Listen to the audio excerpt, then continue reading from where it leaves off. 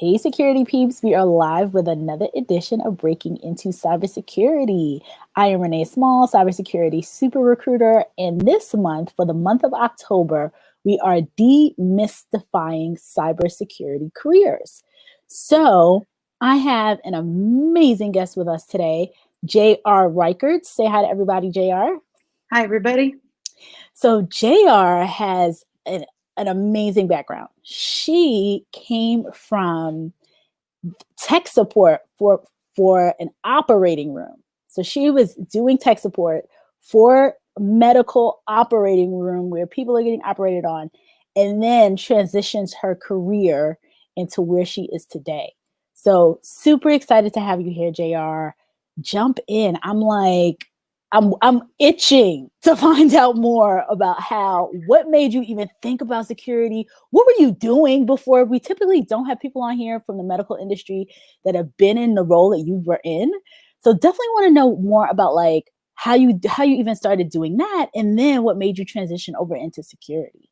Well, first of all, Renee, thank you for inviting me on your show. That's a big honor. I appreciate it very much. So happy to have you here. And it's a real honor to be able to share my story to all of your listeners, and especially for members that are listening that want to break into the industry. It's very important. So how did I get here? It's a really wild ride, and it's a really exciting ride.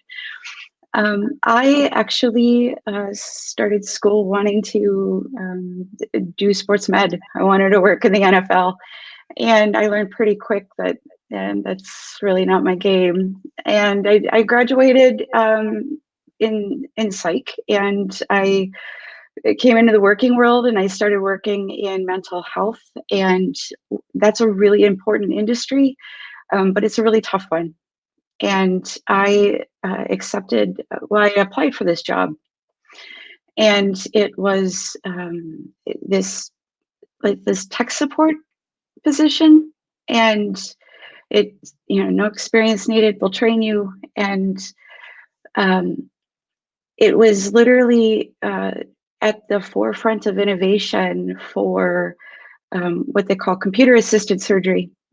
And it was just working with systems that you would take, radiographic images, and you would import them into computer systems, and you would make 3D models of a patient's brain or their sinuses, and you would work with the surgeon, and you would map out their surgical plans, and you would just be there in the operating room, and you would help just move the model around, or you would help just read back the trajectory plan. You wouldn't make any diagnostic decisions. You would just read back the computer system trajectories back to them so they could make the diagnostic decision. I did that for a few years. I moved to another healthcare system that they had needs beyond just that sort of technology. They needed more hands-on. That really was more of a shadow IT, more of a shadow biomedical need. And that was the best 10 years of my life. I got to work with all different types of surgical specialties. I got to see really incredible stuff. And I got to work arm in arm with the most amazing professionals in my life. When I have given talks, I always tell people that I was raised by, sort of those early caregivers, right? That when they graduated high school, they had those three choices. They could be a secretary, a housewife, a nurse, or a school teacher.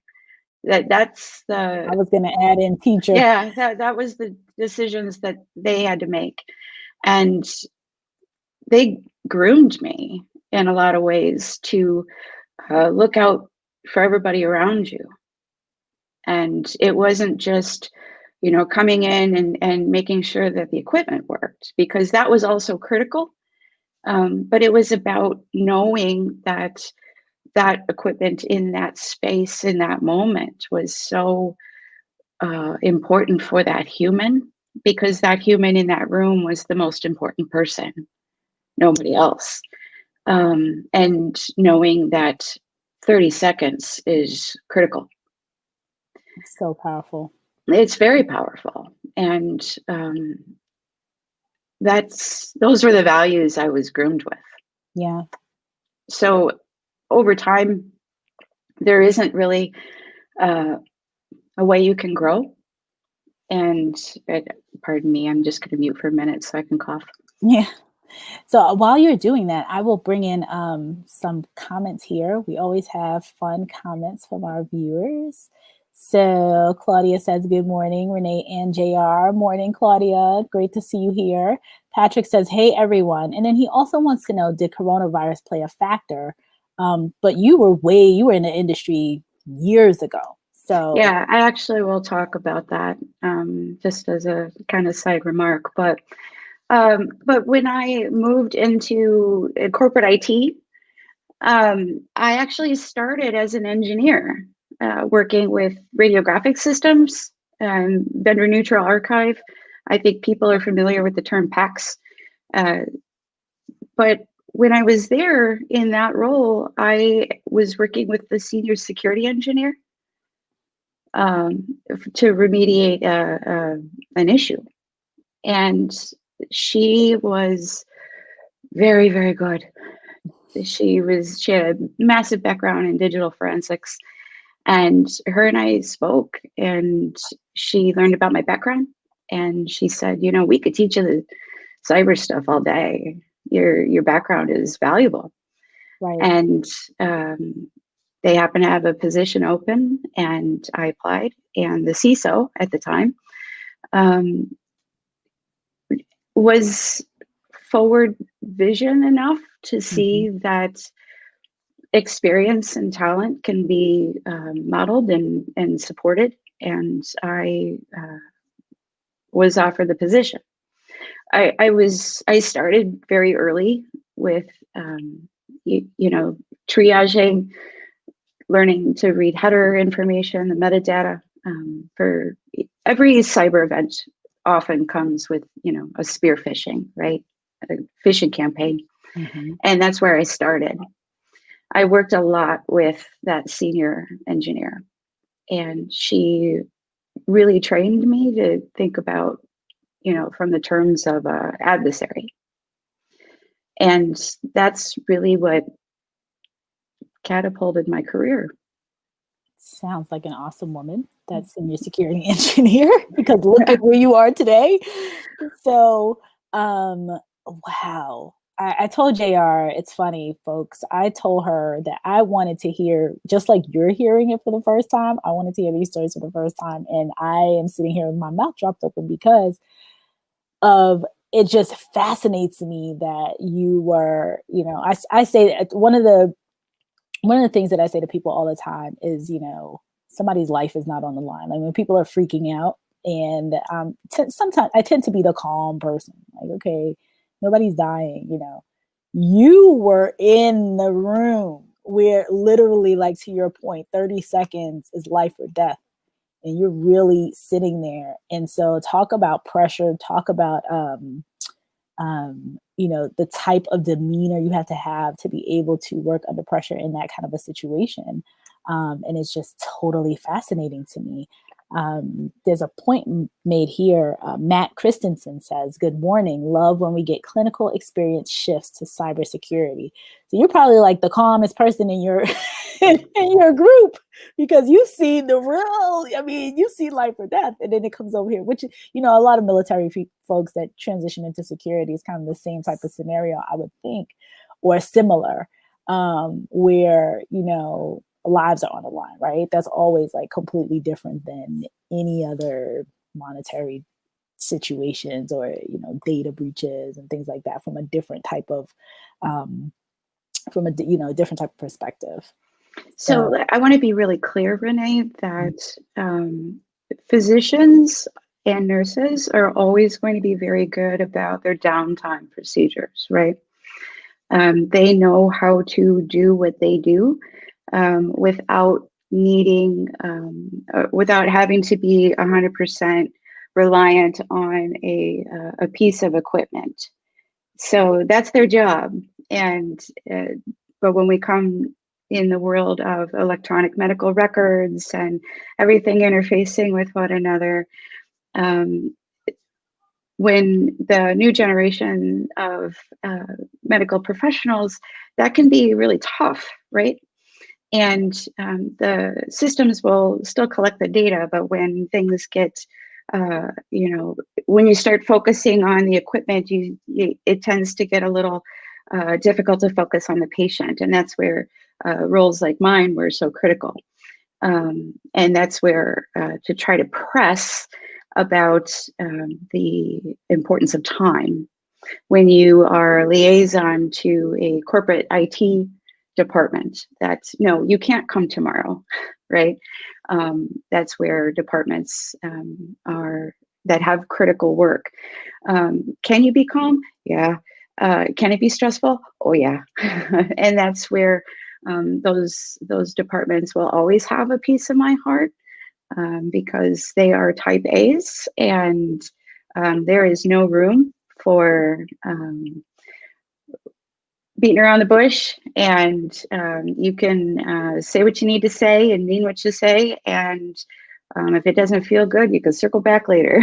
So yeah, it's I learned a lot about life during that time. Also, there's no those sorts of spaces really, I think, groomed me to not hold back. When you start to, and this is where my brain goes, right, for mindset and cognitive bias when it comes to looking at data. One of the pieces of bias comes to that motivational bias of why somebody would hold back on information or not disclose all the data. Because of my past experience, I don't. I look at all of the information. I look at all of the intelligence, as it were. And if I think that something needs to be brought forward because it's relevant, I will. Not that, try to avoid the anchoring, trying to all of that. But it's those past life experiences that brought me forward there. Right. I can only imagine. Matt Christensen says, "Boom, JR, spot on." Spot on. Especially right when you were talking about the not holding back. That's when you made that comment.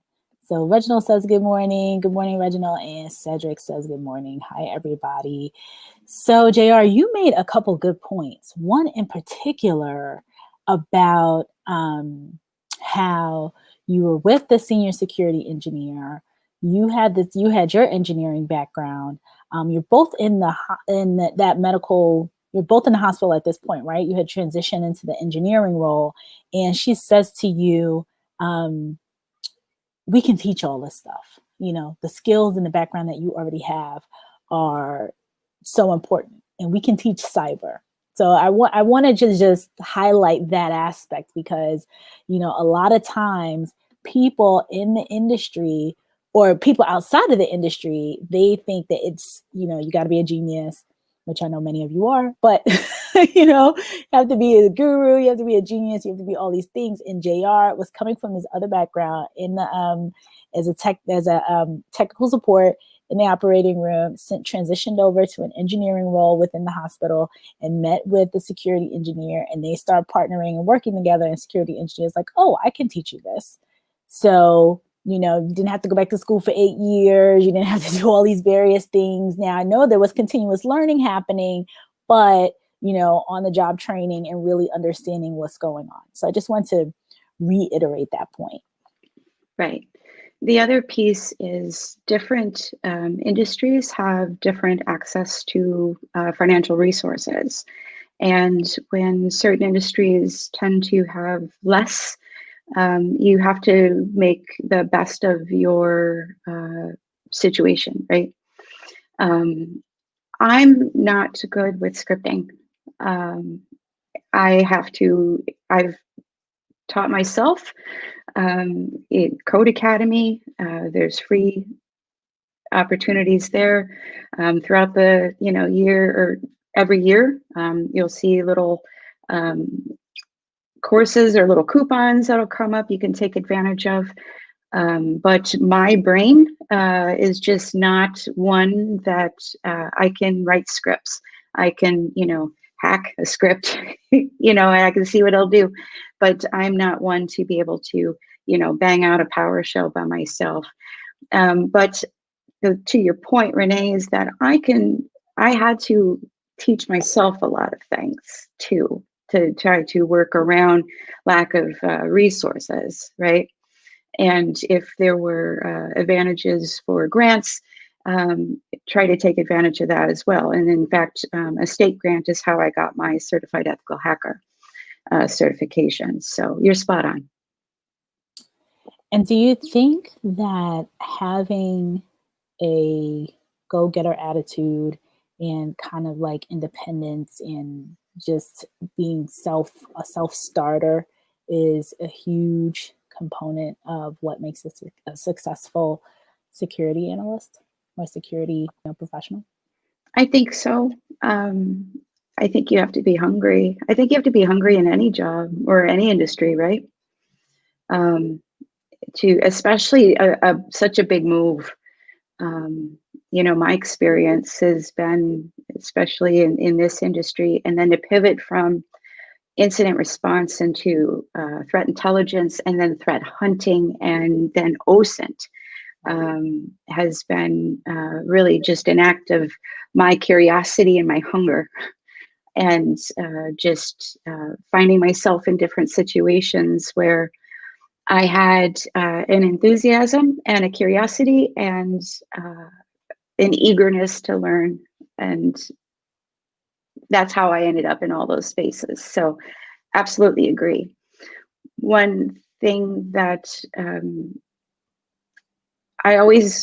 my favorite story to tell was my aha moment of the true nature of, oh wow, this is truly the space of, and the heaviness of the space that I'm in.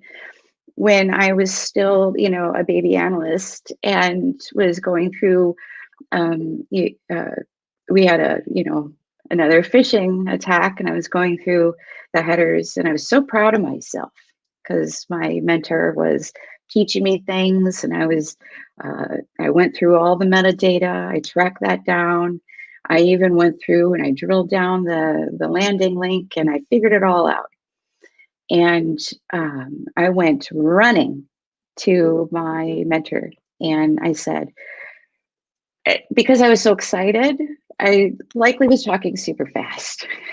And I said, this is what happened. And I gave her all the information, and she took her glasses off, and she's listening and she's nodding. So I knew from her body language that she was agreeing and she was absorbing the information. And I said, okay, I drilled it down. The IP address is pointing to Netherlands, and I'm mapping it all out. And I said, what next? What do we do next? And she says, well done. What do you propose we do? Should we just hop on a plane, find the guy wearing his dirty t-shirt, hanging out in his mom's basement, and we roll up a newspaper and pop the guy on the head? And that's when it really sunk into me that, okay, this is a thing. This is the adversarial space. This is it. All I know is that this is who did it, and there's nothing more I can do. Right. And that was my first introduction. Powerful. Yeah. I thought it was a funny story too. Like the whole like what visual of rolling up the newspaper. Stop it. I mean, it's not that easy, right? Right. No, I think that's an awesome story to tell. Because it goes to show, like, you're like, I did it, and then it's like What do we do next? So no, this is a really, really, really awesome story. I want you to take us through what you said earlier is all the pivots that you made. So I want you to walk us through each one. And for the folks, again, this particular podcast series for this month are for people who don't necessarily know what each individual kind of role means. So if at a high level, you could just give them a little glimpse into what it means to go from, engineer into your first role and into the subsequent ones right afterwards. And right before that, Patrick says, field team go. Let's roll. Let's roll. We got it. Now what? What do we do now? What do we do now? Man. Operation roll up newspaper. Go. Exactly. So tell us about that. To walk us through like the paths, the pivots. Sure. So engineering, I think a better way to describe it is more development operations. Truly, it's just somebody that just manages the back end of a user interface system. And that was the role that I had taken. When I moved into the security space, I was an analyst. And my job was to just look at the data and work with business partners and other departments and other engineers to help with compliance of policy and manage incidents as they occurred. When I talk about pivoting into threat intelligence, that happened during the pandemic. And so that was more with looking at the data that was happening in real time, at DNS domain registrations, was like typo squatting and those types of information, looking at the events that were being blocked in email security appliances, trying to find trending there, gathering information that would be actionable and knowledgeable for executive decision makers, writing threat reports that would have either knowledge to make a decision for decision makers or as a FYI for future state to raise an extra level of vigilance. I was more in, I suppose, the counter threat intelligence space. I also, during the pandemic, was recruited to into the CTI League, and that was specifically for healthcare specific members. And I came there hoping for access to help, and with my skill set, it turned into that I could help them. And so part of it was my OSINT skill set. So OSINT stands for Open Source Intelligence. That means access to any type of information that is publicly available and not classified by any sort of law enforcement, either on the state municipal level or the federal level. So that can be anything from, Google reverse image searching to Google dorking and so forth. Anything you can grab from Google Maps, Facebook, social media, and so forth. And from there, I was able to partner with some really incredible teams and learn a lot about cybercrime and other efforts with that. Now, what was really, when I came to the table with that skill set, is not that I was just like, for the Matrix, bing, now I know OSINT. What actually was my curiosity started in makeup on YouTube And I would watch these, makeup channels. Well, when you watch makeup channels, what always would come up is commentary channels. And commentary channels would, show different information, or what they would call spilling the tea. And they would show all these different like court information and corporate registration. But they, in essence, were doing their own form of OSINT investigation work. And I thought it was interesting when I would try to retrace their work, because I thought how interesting that was to investigate, is when I realized how easy it was to access this information. And then I started to fall into these blogs, and that's how I learned about OSINT. And I made a couple of friends, and I, from there, learned about an organization called Trace Labs. And they are a nonprofit organization that are dedicated to helping law enforcement around the globe that look for missing persons. And somebody suggested that I help with a capture the flag event. They have many of them. And I said, sure. And that's how I pivoted from there. And that's where my OSINT techniques improved. And I got a taste of it, and it was amazing. And my hunger and my curiosity pivoted, and that's how I got there. So that was pre-CTI League. And then coming into CTI League, having those skill sets,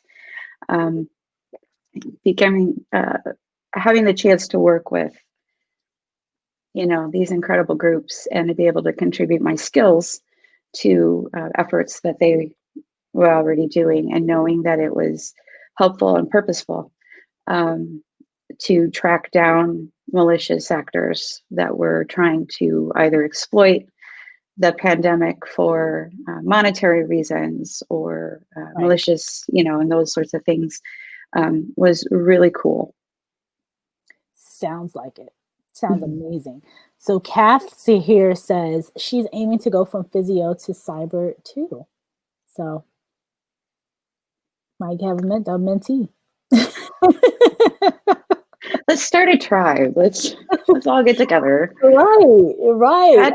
Patrick can come too. I like Patrick. Patrick, you're in here. Field team, go. But that's what happens on this show. What's so cool about, what I love about hosting this show and meeting all you amazing people, is that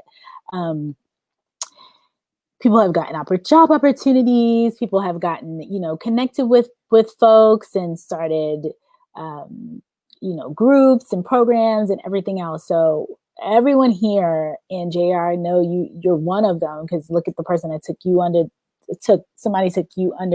their, under their wings. And you said you were pretty much raised to do it, right? To bring up the next generation, the next batch of people. And having folks that are coming from this type of background, which I had talked to a couple folks on LinkedIn, not a lot, but a handful behind the scenes, that said they were making the transition. They weren't doing it yet. But I believe you're the first one who actually was in, that medical technical role that transitioned over. So we are coming up on the 30-minute mark. And I want to just ask you if there are any final points that you would want to give, especially those people who are maybe in your shoes. They may be in other parts of, the medical field, that want to break into the industry. What would be your final pieces of advice? I think one real piece is that I'm putting a very clean gloss over my experiences, right? I've worked really, really hard. I didn't go through a traditional degree. I didn't go to a traditional master's program.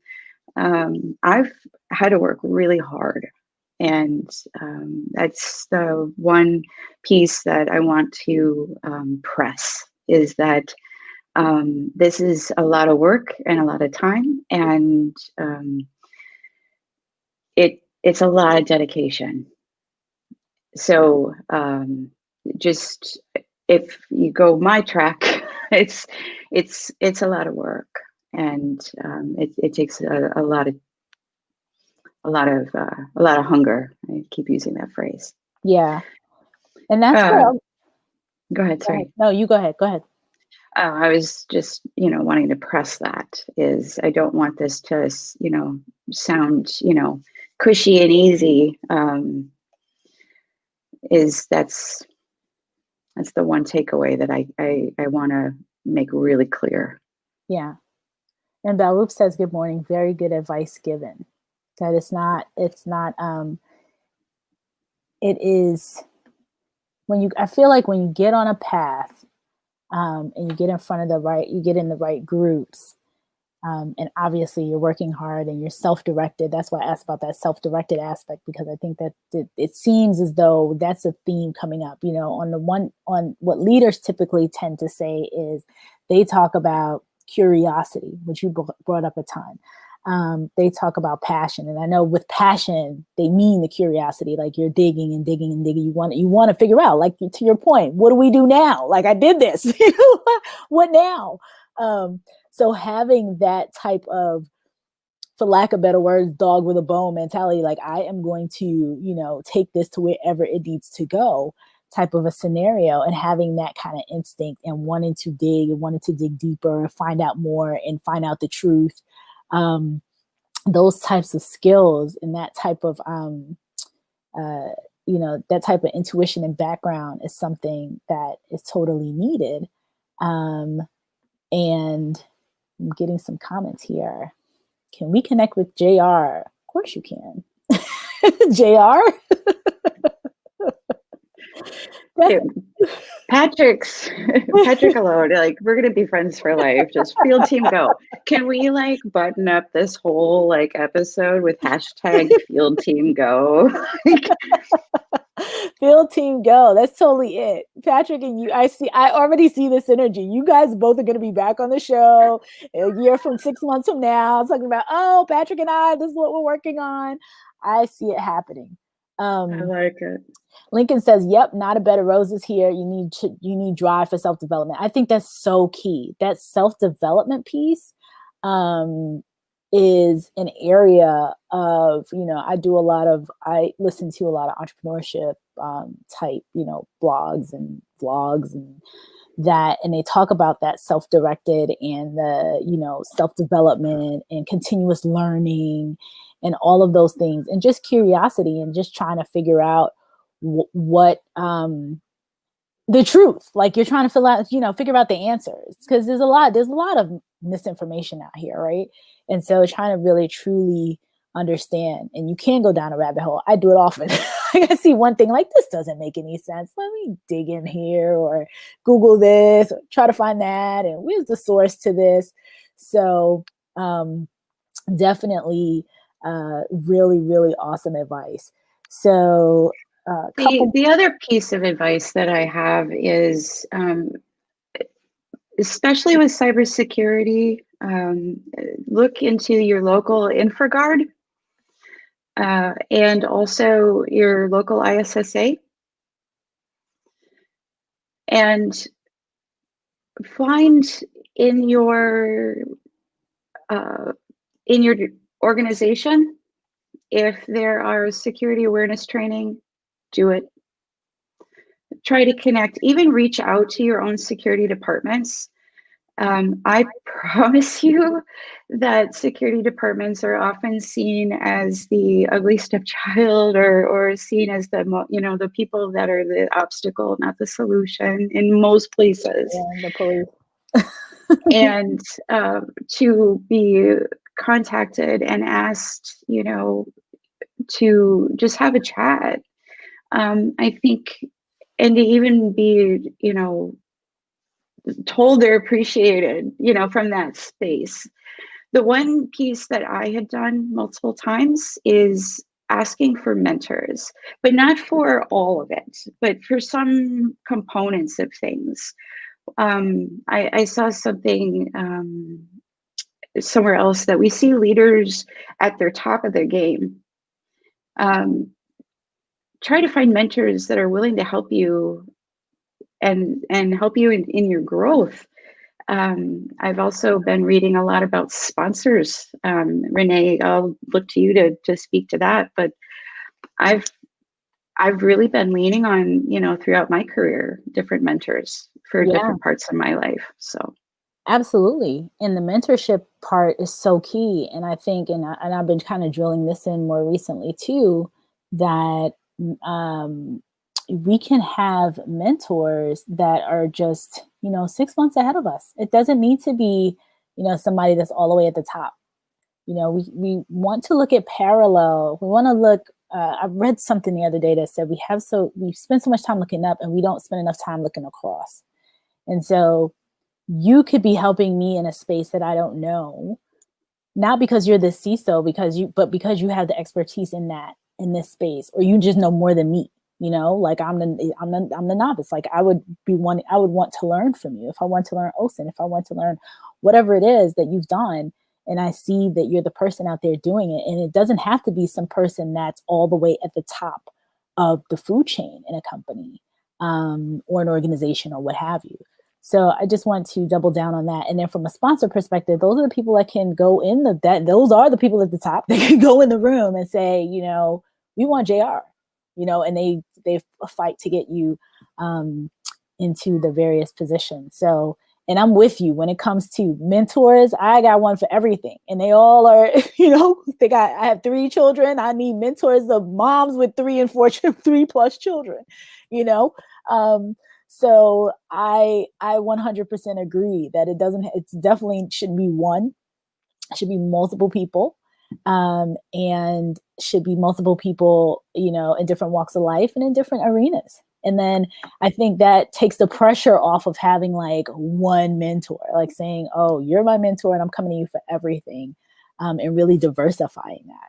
So I think you make such valid points. So I'm going to put up a couple more comments and then we're going to wrap. So Reginald says, #field team go. So right. It's already catching on. It's already catching on. Patrick, this is what you did. Onye says, good job, Renee and company, for all the good work. Thank you. Danielle says, I'm late. Good morning. Danielle, where were you, my friend? She's always here. I love Danielle. Patrick says, JR, can you reach out to me? I think you have a top secret clearance on your profile. Hard to get in there. So, and then Reginald, I want to learn. JR has so much insight. So JR, it looks like you're going to be teaching the class soon, my friend. People want to, inquiring minds want to know. Aww. So this was exciting. I am so happy you were here to join us to share just so much insight. I mean, you're a wealth of knowledge and information. So definitely going to have you back. It's clear people want to learn more and hear more about what you do and probably dig in a little deeper. So thank you so much for being here today. Really appreciate it. And thank you, everybody. Patrick, I will reach out to you. Patrick has a friend for life. And we, I thank you all, this, I just love the engagement. And that's what makes this so exciting. So the Breaking Into Cybersecurity, we started it with engagement out of the gates, but now since we can do LinkedIn Lives, there's so much engagement and we love it. I love it. I love doing these. So daily for the month of October, I think we're on I'm starting to lose my days. I think this is day 21. So 10 more days of daily guests and insights on breaking into cybersecurity. So we will see you tomorrow. Bye, everybody. And thank you again, JR. Bye.